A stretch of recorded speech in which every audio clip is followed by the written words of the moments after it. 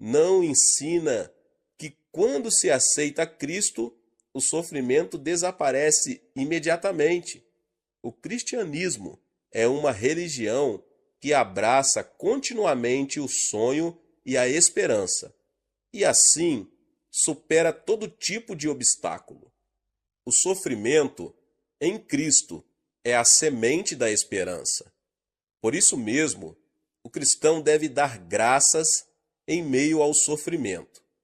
Essa é uma fonte de poder que nos permite vencer o mundo.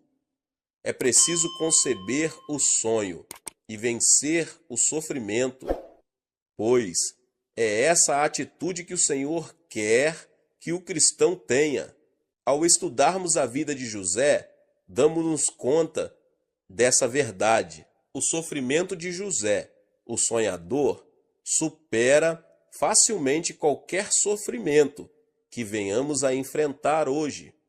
Vejamos um pouco mais detalhadamente como Deus realiza o sonho em meio ao sofrimento. José, um homem que plantou a semente do sonho. Entre seus irmãos, José era o filho a quem Jacó, seu pai, mais amava. Jacó tem 12 filhos, mas seu 12º filho era o preferido, enquanto todos os demais trabalhavam apacentando ovelhas. José se vestia com uma túnica especial, desfrutando do amor de seu pai. A Bíblia narra em Gênesis 37, 3 e 4: Ora, Israel gostava mais de José do que de qualquer outro filho, porque ele havia nascido em sua velhice. Por isso mandou fazer para ele uma túnica longa. Quando os seus irmãos viram que o pai gostava mais dele do que de qualquer outro filho, odiaram-no e não conseguiam falar com ele amigavelmente. Naquela época, vestir uma túnica especial indicava ser o herdeiro do pai. A túnica era uma vestimenta importante, da melhor qualidade, que apenas os filhos do rei e de pessoas da mais alta classe usavam. Entretanto, Jacó deu a veste a José, não a seus irmãos. Ao desfrutar do amor de seu pai em predileção, obviamente suscitou o ciúme em seus irmãos. Nessas circunstâncias, em 2 ocasiões, Deus lhe revelou o sonho que tinha para ele. De início, tanto seus irmãos como o próprio Jacó entenderam tratar-se de um sonho normal. Entretanto, aquele era o início do plano de Deus para usar a vida de José, plantando nele a semente do sonho. Certo dia, Jacó chamou José e disse: Vá ver como estão seus irmãos e o rebanho e traga-me notícias recentes. Foi nesse momento que José começou a andar por um caminho desconhecido, mas que estava no plano divino. Obediente, ele foi ao campo à procura dos irmãos, e eles ouviram de longe. A Bíblia descreve em Gênesis 37, 19 e 20 a cena de um modo realista. Lá vem aquele sonhador, diziam uns aos outros. É agora, vamos matá-lo e jogá-lo num desses poços, e diremos que um animal selvagem o devorou. Veremos então o que será dos seus sonhos. Ao ler o texto bíblico, podemos observar quanta raiva tinham os irmãos de José por causa dos sonhos que ele lhes narrava. Eles não somente odiaram José, tiveram ciúmes por causa dos sonhos de seu irmão. Irritaram-se e ficaram com medo do sonho de José, que se repetia. Aquilo era algo que eles não haviam experimentado sequer uma vez. Ao vê-lo ainda longe, disseram: Lá vem o sonhador, vamos matá-lo e vejamos em que dará seu sonho. Os irmãos estavam com muita raiva por José ter tido e narrado aqueles sonhos. Estavam a ponto de querer destruí-lo à força. O sonho de Deus, porém, supera o poder do homem. Não tem efeito nenhum o intento dos que querem dissipar e fazer fracassar o sonho dos visionários, porque o sonho está sob o controle de Deus e, portanto, a revolta do homem não tem nenhum poder sobre ele. Os irmãos de José tiraram a sua túnica e o jogaram num poço. Depois comeram a comida que José havia trazido para eles e disseram: vejamos o que acontece com seu sonho. José foi jogado num poço muito escuro. Era um vale deserto. Morrer de fome era questão de tempo se seus irmãos o abandonassem ali, indo para outro vale.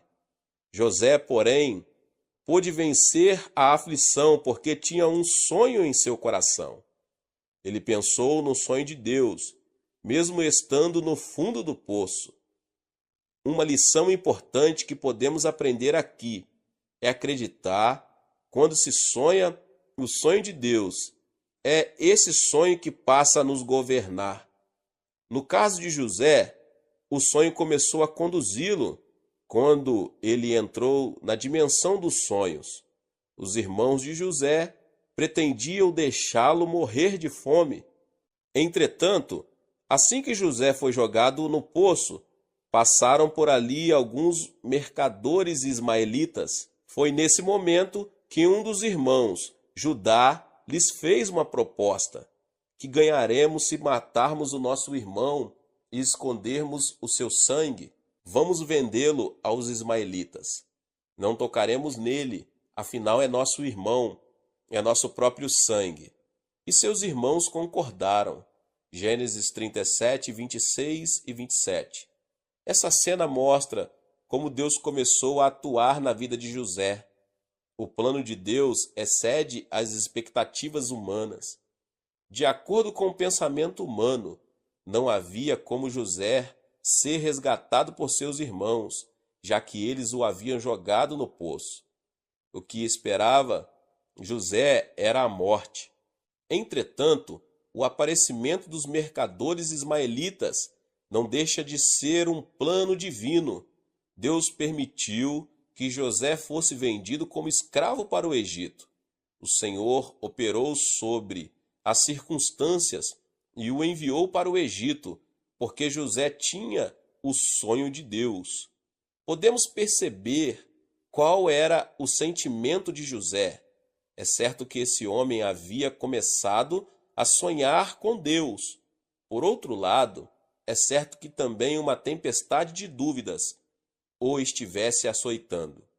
Certamente, houve momentos em que ele sentiu que Deus queria deixá-lo por completo.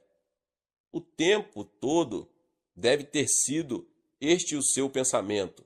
Por acaso Deus está vivo? Tenho certeza de que foi Deus que me revelou este sonho? Então, por que estou enfrentando essas dificuldades? Além disso, deve ter sentido medo, com lágrimas nos olhos, questionando se Deus o havia abandonado. Em sua viagem até o Egito, sentiria o desespero de não poder ver seu pai novamente e de lembrar-se do desejo de vingança de seus irmãos que os levaram a traí-lo. Em meio a tanto sofrimento, não seria de estranhar que José se sentisse tão mal, porque todos os sonhadores têm a mesma experiência. Por mais que tenham concebido o sonho de Deus, se as circunstâncias não acompanham esses sonhos, eles chegam a pensar: isso será da parte de Deus?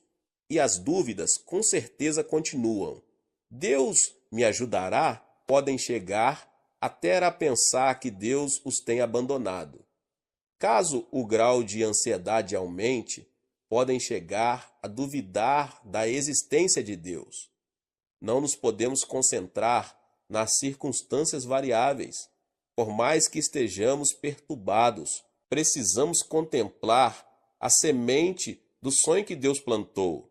Devemos crer que essa semente foi plantada em nós, mesmo que as circunstâncias se nos apresentem adversas e obscuras. Quando alguém persevera em esperança, vê chegar o tempo quando a semente produz flores e frutos. Mesmo encontrando-se em situação frustrante, José lembrou-se de que por 2 vezes recebera de Deus uma semente de esperança. Por isso, ele se apegou à confiança que revela: chegará o dia em que a semente da esperança dará seu fruto. Apesar de tudo o que eu tiver de passar, mesmo em meio à desesperança, José não murmurou, não retrocedeu, nem deixou que a frustração o dominasse. A esperança tem poder suficiente para manter a vida inteira de uma pessoa. Graças a esse sentimento, não somente José, como também multidões tornaram-se capazes de viver uma nova vida. Durante a Segunda Guerra Mundial, o rabino Uger Green sofreu todo tipo de violência num campo de concentração na Alemanha. Terminada a guerra, ele escreveu um artigo publicado na revista alemã Der Morgen, que narrava o seguinte: corria o ano de 1944 e era um dia muito frio de inverno. Naquela noite, meu pai nos reuniu, a mim e alguns amigos, num flanco do edifício. De repente, ele tirou do bolso uma vasilha de barro e um pedaço de queijo. No campo de concentração, não se podia conseguir um pedaço de queijo. O certo, porém, é que meu pai deixou derreter o queijo, umedeceu o pavio e depois ateou fogo no queijo. Por que o senhor não come o queijo em lugar de despedaçá-lo? Perguntei. Fixando o olhar na chama, meu pai respondeu: o homem é capaz de viver 3 semanas sem comer. Certa vez, sofri por falta de água durante 3 dias seguidos, mas sobrevivi sem nenhum tipo de problema. No entanto, como você sabe, sem esperança, o homem não pode viver uma hora sequer. O motivo de eu ter ateado fogo no queijo é que, embora estejamos num campo de concentração, eu queria garantir para vocês que Deus está conosco como uma chama de esperança, da mesma forma que a chama está nesta vasilha. Essa é uma confissão realmente extraordinária. Os que passam por algum sofrimento necessitam da esperança de conceber um sonho, mais que qualquer outra pessoa. Isso se deve ao fato de a esperança nos fortalecer para superar todo tipo de adversidade e aflição. Jesus Cristo representa todos os que foram vivificados pela esperança em meio ao desespero. O desespero sentido por Jesus é algo que não se pode descrever com palavras humanas. Sem pecado, Jesus foi abandonado por seus discípulos e crucificado no meio de seus inimigos. Naquele instante, até Deus lhe deu as costas. Foi tão dolorosa a situação que Jesus disse em voz alta: Eloi, Eloi, lama sabachthani, que significa: meu Deus, por que me desamparaste? Mesmo em meio ao desespero, Jesus abraçou em seu coração a esperança da ressurreição. Foi por isso que, depois de sepultado por 3 dias, ele ressuscitou, venceu a morte e o Hades e converteu-se na chama eterna da esperança. O cristianismo é a fé que aceita um Cristo como este. Devemos nos lembrar de que, mesmo em meio à escuridão total, a chama da esperança não se apagou. Neste sentido, a fé cristã consiste em contemplar a esperança da ressurreição em meio à morte da cruz. A semente da esperança da primavera já foi plantada em meio ao frio do inverno. Por mais que os lagos se congelem e tudo pareça dizer que a primavera jamais chegará, A esperança da primavera já foi semeada. Em seu devido tempo ela surgirá, trará flores e frutos. Assim, todo aquele que está em Cristo nunca deve perder a esperança. Esta é a história do professor Toyohiko Kawaya, considerado uma das grandes personagens mais importantes do século XX. Ele nasceu no campo e chegou a Tóquio com a idade de 15 anos. Trabalhava limpando o chão da redação de um jornal e durante a noite dedicava-se aos estudos em cursos rápidos, até que um dia, aos 21 anos, viu-se diante de um grande muro de desesperança. A tuberculose havia lançado suas raízes e, depois de vomitar sangue, foi a um hospital, apenas para ouvir a notícia de que era tarde demais e não havia esperança de cura para ele. Sua frustração foi muito grande. De acordo com a avaliação humana, estava tudo perdido. E é óbvio que ele perdera a esperança. Depois de passar dias de cama, ao descobrir que não havia nenhuma esperança, decidiu por fim a sua vida, para não dar trabalho a ninguém. Alguns anos antes, porém, ele havia aceitado o Evangelho de Cristo, que lhe fora apresentado por um missionário estrangeiro. Quando estava prestes a se suicidar, ouviu uma voz recriminando-o. Por acaso Jesus pensou em se suicidar quando seus discípulos o traíram? Mesmo ao carregar a cruz, Jesus não se deu por vencido, porque tinha a esperança da ressurreição. Ainda que se encontrasse em meio à frustração e à desesperança, ele nunca se deu por derrotado. Graças a essa voz, Toyohiko se deu conta de algo mais importante. Se esse Jesus está em mim, eu também tenho a esperança da ressurreição. Porque a ressurreição de Jesus está em mim, não levarei em consideração a desesperança. Visualizarei a ressurreição. Vou começar de novo. Levantou-se e colocou seus pertences num carrinho de mão e foi viver numa região muito humilde chamada Niigaya. Foi o lugar que ele escolheu para anunciar o evangelho da esperança de Jesus Cristo, ajudando as prostitutas, alcoólatras e criminosos. Vocês estão vivendo num bairro muito pobre. Muitas são prostitutas, outros alcoólatras e criminosos. Mesmo assim, há esperança para vocês. Se receberem Jesus Cristo como seu Salvador, a semente da esperança brotará, dará fruto e vocês se transformarão em homens e mulheres totalmente novos, dizia-lhes Toyohiko Kawaya.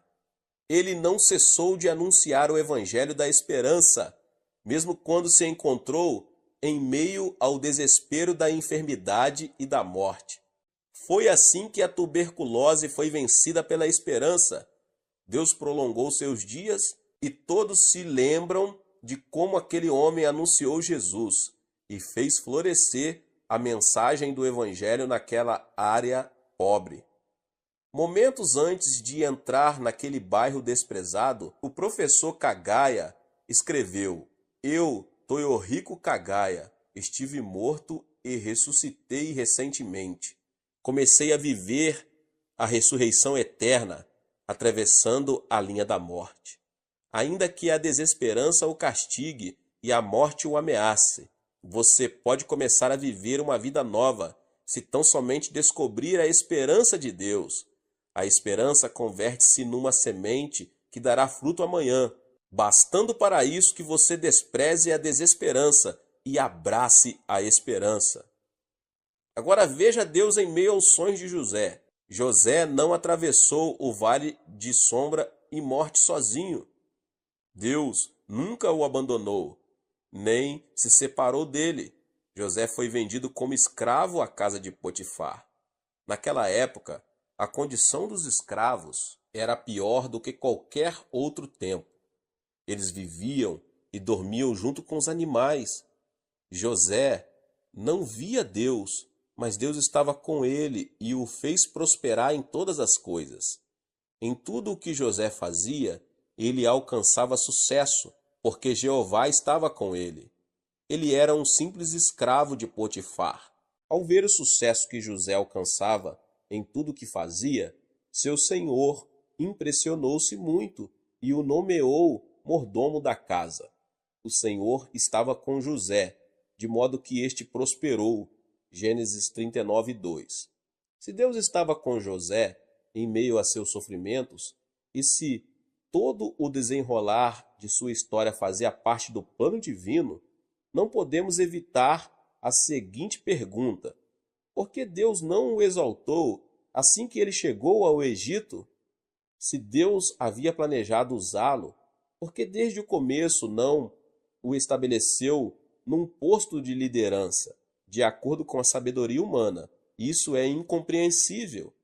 Entretanto, meditando na relação entre o oleiro e o barro, podemos entender o porquê de todas as dificuldades vividas por José. Por si só, o barro não pode transformar-se num vaso. Só nas mãos do oleiro o barro pode ser transformado num instrumento útil. O oleiro não pode usar a terra em seu estado bruto. Esta precisa ser trabalhada para tornar-se suficientemente maleável, a fim de que o oleiro possa moldar um vaso. O plano de Deus foi trabalhar a vida de José durante 10 anos, com o objetivo de usá-lo como um vaso grande e precioso. O sofrimento de José continuou porque seu destino era um vaso melhor. Quando Potifar nomeou José mordomo da casa, a esposa de Potifar começou a tentar José. Pediu-lhe várias vezes que se deitasse com ela. José, porém, repeliu-a. Certo dia, enquanto todos os servos trabalhavam fora da casa, José entrou para cumprir as tarefas e foi assediado pela esposa de Potifar. Ao se levantar pela manhã, vendo José dentro da casa, ela viu a oportunidade, abraçou-o e disse, tentando José: "Vamos, deite-se comigo." José refutou aquele convite, replicando: "Não posso cometer esse pecado." No entanto, ao fugir, não pôde levar com ele o seu manto, porque a esposa de Potifar o havia segurado em suas mãos. E foi justamente isso que aconteceu. A esposa de Potifar, pegando a túnica de José, começou a gritar: "Fui ofendida e maltratada. José quis me assediar sexualmente, e quando eu gritei, ele fugiu." Com essa tática, ela culpou José de tê-la assediado. Era o começo de uma nova etapa de sofrimento para ele. Não havia testemunha. Além do mais, a mulher era nada menos que a esposa de Potifar. Ninguém se pôs a favor de José. Ele era um simples escravo. Não podia sequer justificar-se.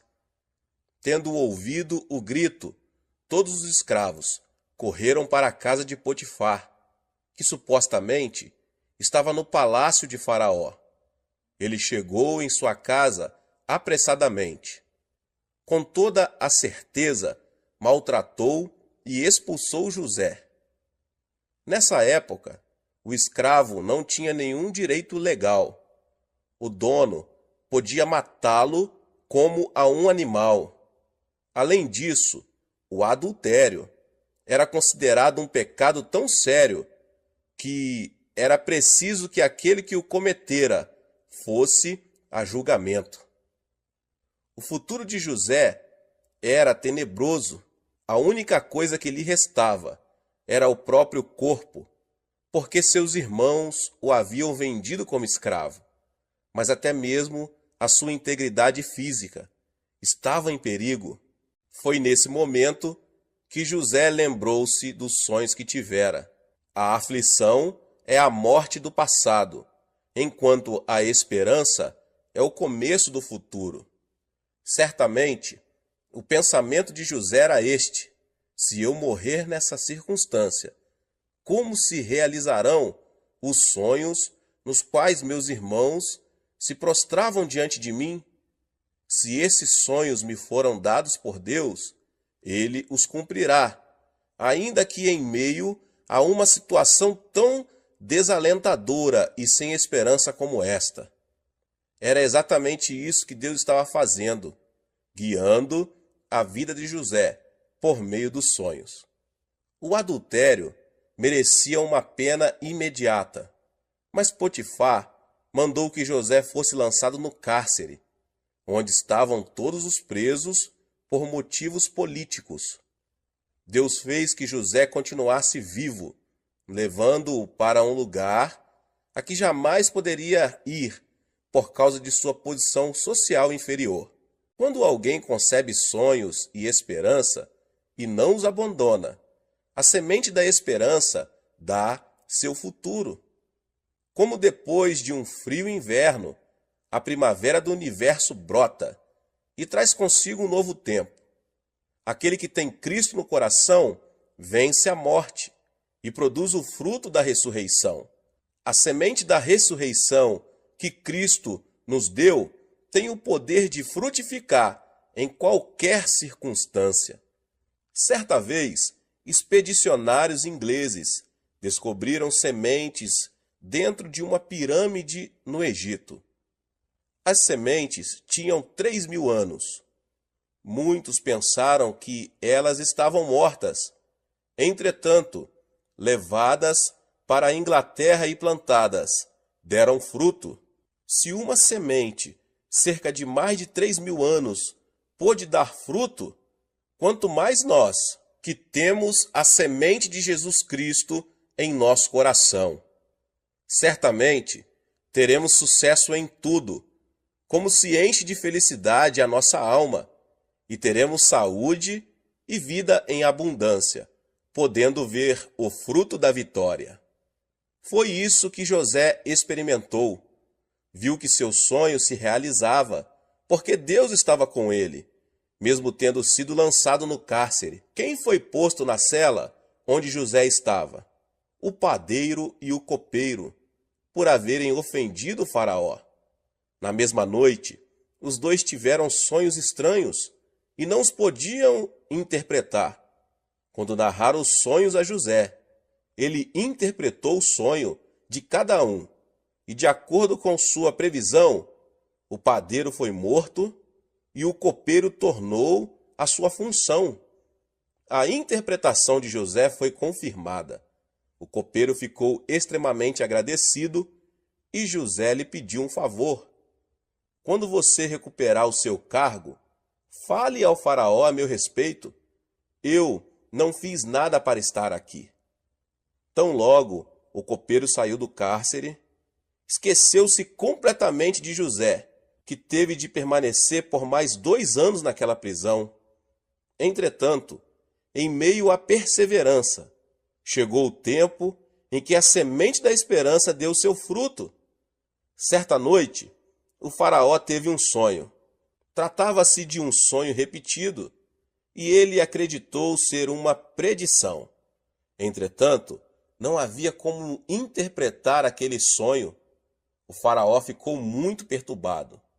Ele havia sonhado que 7 vacas gordas e bonitas estavam pastando, mas em determinado momento apareceram 7 vacas magras e feias, que devoraram as 7 vacas gordas.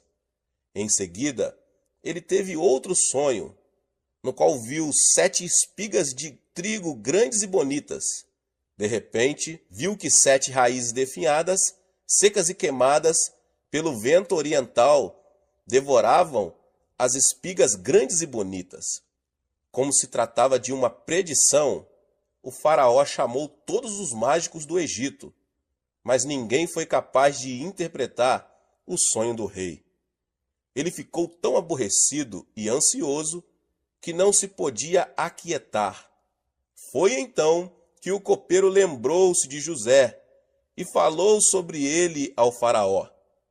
O rei, desesperado, mandou chamá-lo.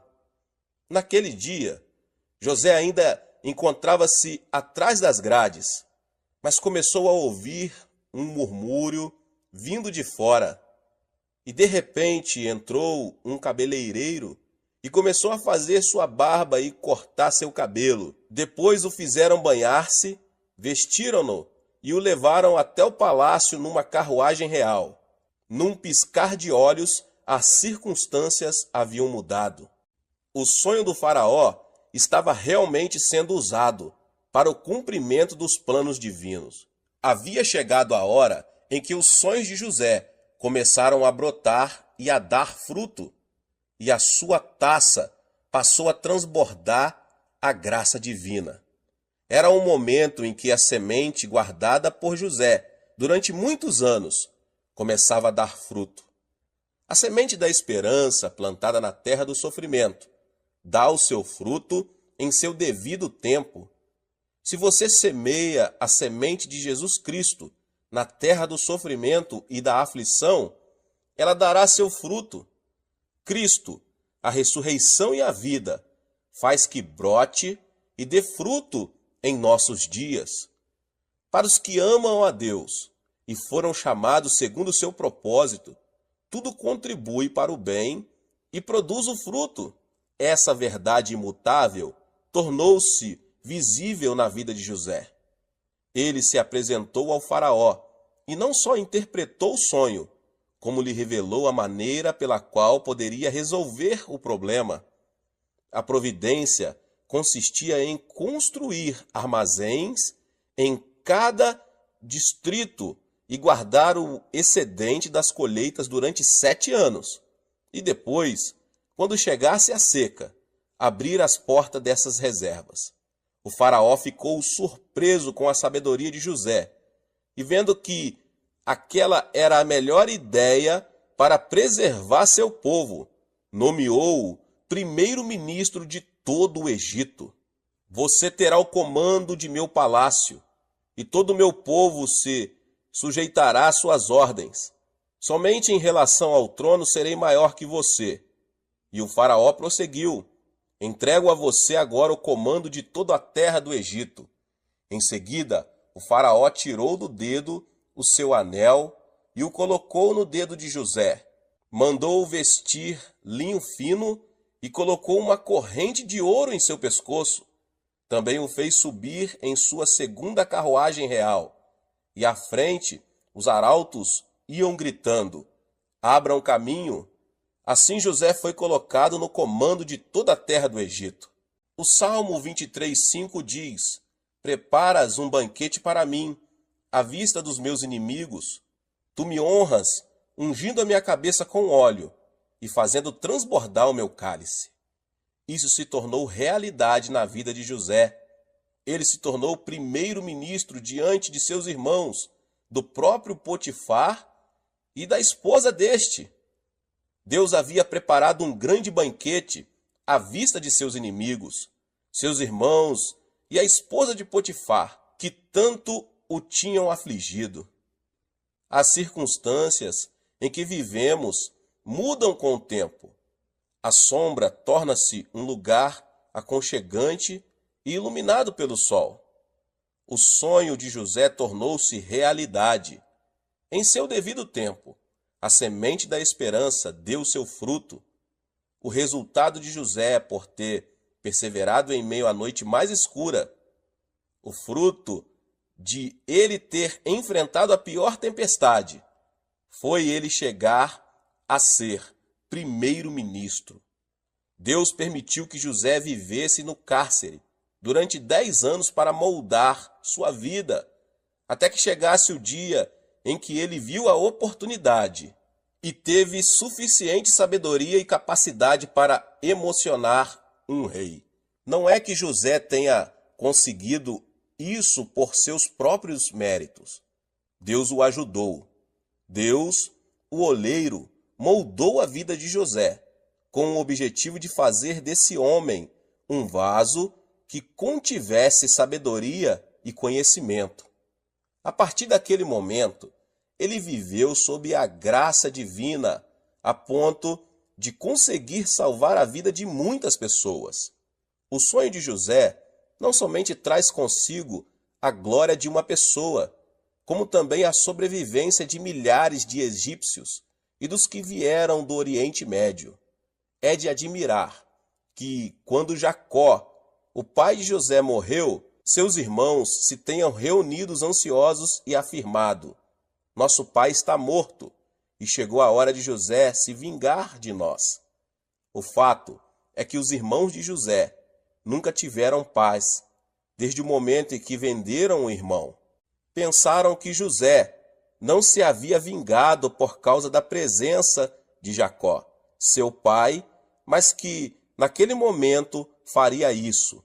Mas em Gênesis capítulo 50, verso 15 diz: vendo os irmãos de José que seu pai havia morrido, disseram: e se José tiver rancor contra nós e resolver retribuir todo o mal que lhe causamos?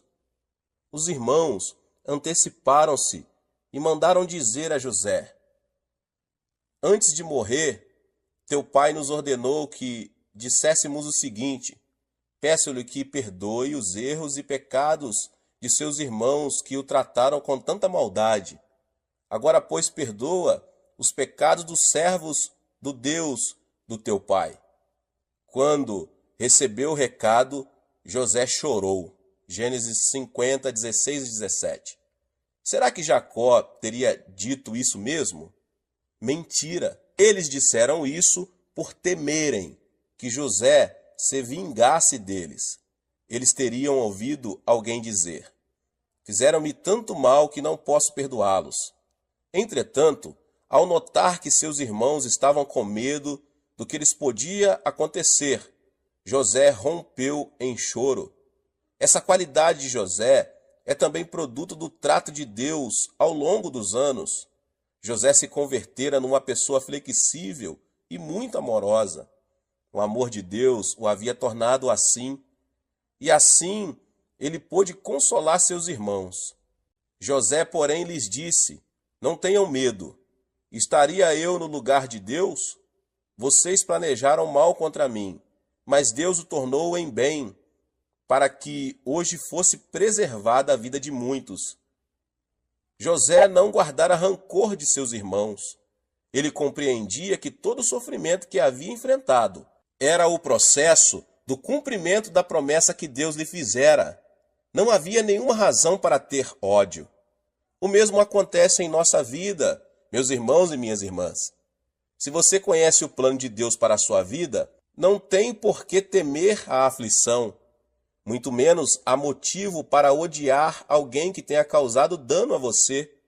Basta entregar a vida a Deus, para que Ele realize seu sonho, mediante todas as circunstâncias, porque você vier a passar. Deus guiará nossos sonhos, se tão somente nos humilharmos diante dele, e não nos apegarmos à mesquinhez e à vontade própria. Se você tem um sonho, ele será apresentado no melhor momento. Não somos nós que produzimos o sonho. O sonho é que molda a nossa vida. É o sonho que transforma nosso destino e as circunstâncias em que vivemos. Deus concede um sonho a todo o indivíduo ou nação antes de abençoá-lo. Durante a Segunda Guerra Mundial, foram assassinados mais de 6 milhões de judeus. Por isso, muitos pensaram que os judeus jamais conseguiriam se reerguer outra vez. No entanto, como vive o povo judeu hoje? Recuperou seu território e continua a manter-se como uma das nações mais poderosas do mundo. Como é possível que um povo, depois de severamente destruído, tenha se levantado de novo? Isso aconteceu porque esse povo manteve sua esperança em Deus. Nas paredes de uma prisão feita para judeus, permanecem gravadas algumas palavras. Podemos perceber que foram homens de esperança que ali deixaram o que está escrito: creio. Creio que ainda que não haja sol, ele está oculto atrás das nuvens. Creio. Creio que mesmo que eu não o perceba, Deus me ama. Creio. Creio que mesmo mantendo silêncio, Deus está vivo. Estas são as palavras de um judeu anônimo, escritas naquela parede momentos antes de ser executado. Mesmo encontrando-se em meio à aflição, quando a esperança seria a última coisa a se manifestar, aquele homem creu em Deus e manteve sua confiança nele. Foi esse mesmo padrão de esperança que levou o povo de Israel a se reerguer. Se Deus está com o povo, a chama da esperança dessa nação jamais se apagará. A fé cristã é uma continuidade da cruz e da ressurreição. Se existe morte na cruz, segue-se a ela a ressurreição. Outras religiões não oferecem a esperança da ressurreição. Esta vem sempre depois da cruz do Evangelho de Jesus Cristo. A morte chega para o cristão, mas depois dela vem a ressurreição. Isso porque Jesus é a semente da morte e da ressurreição. Porque a semente da ressurreição foi plantada na morte, é que esta é sucedida pela ressurreição. Toda a aflição enfrentada pelo crente em Jesus Cristo leva em si a semente da esperança. Nenhuma aflição é capaz de destruir a esperança. Desesperança nenhuma pode esmagar a esperança. Não devemos temer a desesperança. Luke Lingel afirmou: não tenha medo da sombra, porque a sombra indica perto de onde você está existe luz. Green Whiter, famoso poeta norte-americano, asseverou: por trás das nuvens estão ocultas estrelas, e o sol brilha em meio à tormenta. Deus, que ama todas as coisas, guardou esperança para todos. Por trás da desesperança, espera-nos a esperança e o sonho que Jesus tem para nós. Devemos ver com os olhos espirituais a luz que resplandece por trás da escuridão.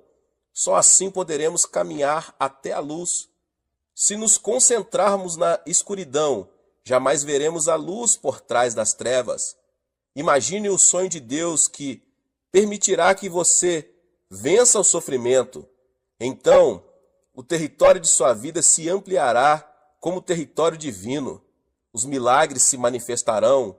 Os sonhos que pareciam impossíveis se tornarão possíveis em Deus. Receba o sonho de Deus, guarde a semente da esperança e alcance esse sonho. Quando alguém é capturado pelo sonho de Deus, converte-se numa pessoa que nem o mundo pode segurar, já que sua vida é conduzida pelo poder do sonho do Senhor. Os obstáculos não podem ser impedimento para ele. Há momentos em que aparecem ondas gigantescas que ameaçam a vida do sonhador. Essa é a hora em que alguém pode perder e abandonar o sonho. Contudo, o sofrimento é um tempo em que o sonho de Deus demonstra sua força, como nos mostra a vida de José. Para o sonhador, a aflição não é um obstáculo, antes é o processo que leva à perfeição. Assim, podemos nos conservar tranquilos, pois Deus tem o poder para vencer qualquer obstáculo. Trabalha para o nosso bem. O segredo da sabedoria da vida está em sonhar com êxito, porque o mundo é atraído pelos sonhadores e não se opõe a eles.